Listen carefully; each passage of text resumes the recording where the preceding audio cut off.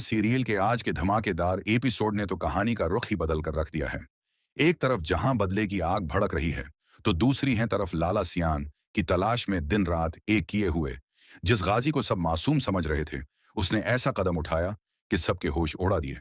अब लाला सियान को ढूंढने के लिए जमीन आसमान एक तो कर रहे हैं, लेकिन क्या गाजी उनके हाथ आ पाएगा, या फिर कहानी में कोई ऐसा तूफान आने वाला है जिसका किसी ने सोचा भी नहीं था।